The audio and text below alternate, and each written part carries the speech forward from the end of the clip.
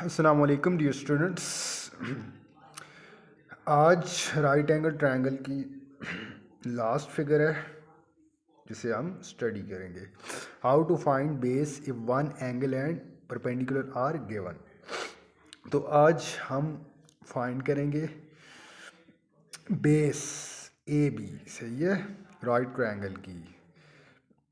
अगर हमारे पास एक एंगल है, एंगल ए 60 डिग्री है और परपेंडिकुलर हमारे पास बी सी गिवन है 5.5 सेंटीमीटर। बी सी कितना है हमारे पास?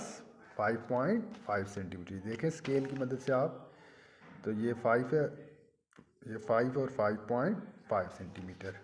और एंगल ए आपके पास कितना है जी?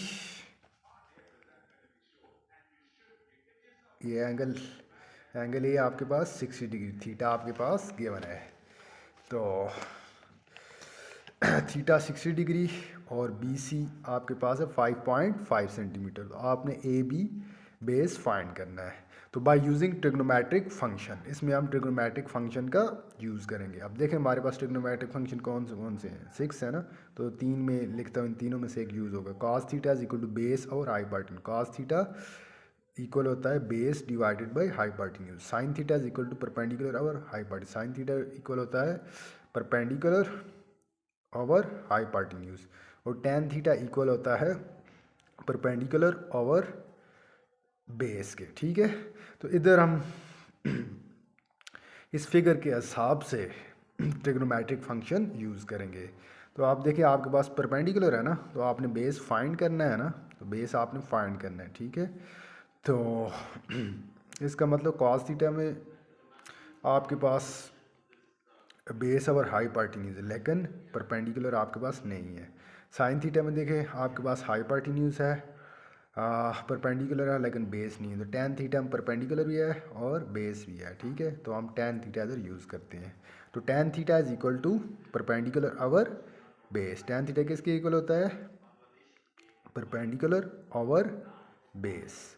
तो टेन ऑफ, अब थीटा एंगल आपके पास गिवन है 60 डिग्री। 60 डिग्री आप इधर डालेंगे, tan 60 degree is equal to perpendicular आपको गिवन है, आपने स्केल की मदद से मेजर किया, वो 5.5 सेंटीमीटर आएगा। तो इधर डालेंगे डिवाइडेड बाय बेस, आपने फाइंड करना है, तो बेस आ जाएगा। अब टेन 60 डिग्री आप ज़रा टेबल पर चले जाएँ। ये आपके पास लॉगरिथम टेबल है ना, तो आप देखिए ये टेन है और ये 60 डिग्री है। तो टेन 60 डिग्री आपके पास क्या आएगा? √3 आ जाएगा, √3। ठीक है, टेन 60 डिग्री √3 होता है। तो अब देखें इधर वैल्यू डाल दें, तो √3 which is equal to 5.5 divided by base हो जाएगा। तो √3 आप कैलकुलेटर की मदद से कैलकुलेट करेंगे, आपके पास 1.75 कुछ आएगा। तो आप इसे 1.5 को राउंड ऑफ कर 1.8 कर लें। ठीक है, 1.8 is equal to 5.5 divided by base आ जाएगा। तो बेस आपने फाइंड करना है ना, तो बेस आपने फाइंड करना है। तो बेस को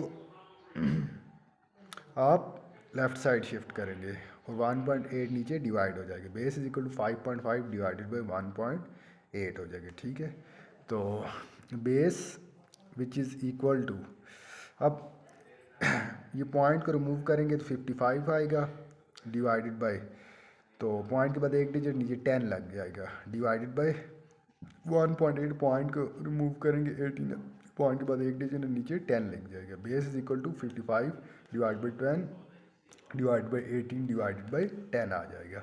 तो base is equal to 55 divide by 10। अब आप इस डिवाइड वाले साइन को ख़त्म करेंगे, तो जब ये डिवाइड और मल्टीप्लाई में कन्वर्ट होगा तो रकमें चेंज हो जाएंगे। ठीक है, 10 ऊपर चला जाएगा, 18 नीचे चला जाएगा। 55 डिवाइड बाई 10 मल्टीप्लाई 10 बाई 18। 55 को 10 से मल्टीप्लाई करेंगे तो आपके पास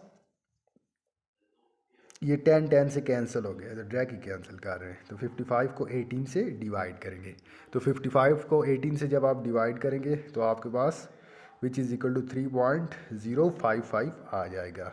तो ये आपकी बेस आ गई। तो इसे भी आप राउंड करें, 0 से आगे जो 5 डिजिट है, ठीक है, उसके पीछे जो नंबर है इवन है ना, तो पिछले में एक इंक्रीज़ आ जाएगी 3.1 सेंटीमीटर। ये 3.1 1 सेंटीमीटर। ये हमारी बेस ए बी आ गई, ठीक है। तो ए बी कितनी आ गई, 3.1 सेंटीमीटर आ गई। तो अब स्केल की मदद से देखें, जो हमने ट्रिग्नोमेट्री की मदद से बेस फाइंड की है, क्या आया।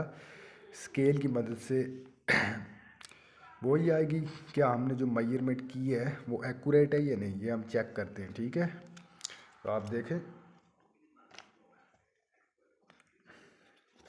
इधर से देखें आप, ये देख 3.1 आया ना, ये देखें आप, ये बिल्कुल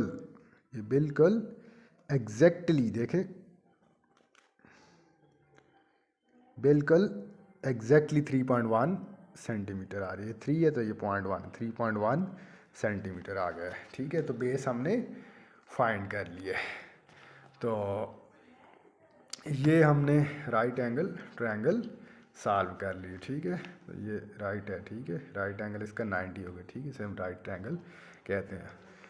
तो स्टूडेंट्स, ये ट्रिग्नोमेट्री का आज लास्ट टॉपिक था, लास्ट फिगर थी जो हमने सॉल्व की है। अब ट्रिग्नोमेट्री हमारी ख़त्म हो गई, ठीक है।